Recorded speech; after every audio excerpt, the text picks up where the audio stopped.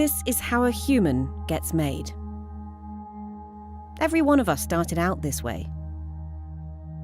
We've a pretty good idea what happens over the 9 months it takes to produce a newborn.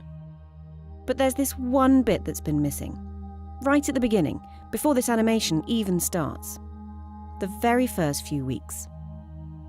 Now armed with new ways of growing human embryos in the lab, scientists are learning what the very beginning of human development looks like.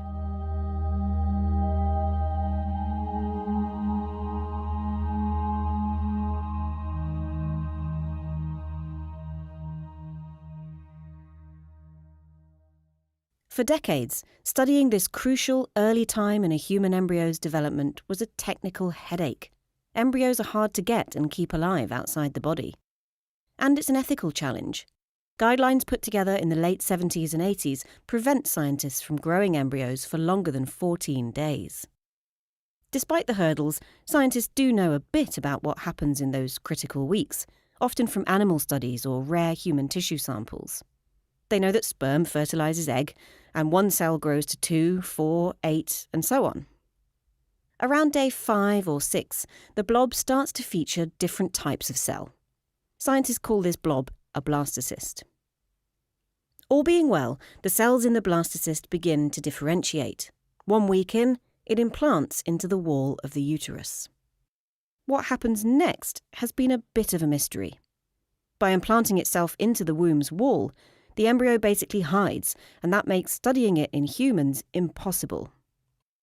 One way of exploring this crucial time is to study embryos donated by people who no longer need them for fertility treatment. In the last few years, several labs have developed new ways to nurture these embryos. Their techniques have allowed them to start building a picture of human development that's more detailed than ever before. Here's a day 6 embryo growing in a lab. Cells destined to become the actual fetus are tagged in green. Those that go on to form the placenta in blue. By day 8, the cells are sorting and arranging themselves. The green fetal cells have condensed together, and in red here are cells that will form the interface between the baby and the placenta. It seems these extra embryonic structures develop a little later in humans than expected from studies in other animals. Day 10. The whole thing increases in size, and bundles of cells start developing into support structures. Surprisingly, at this stage, the embryo can direct its own development with no input from the mother's tissues. By day 12, the outskirts of the embryo are preparing to bind more strongly to the wall of the uterus. After all, if this were a natural pregnancy, the embryo would be there for the next 9 months.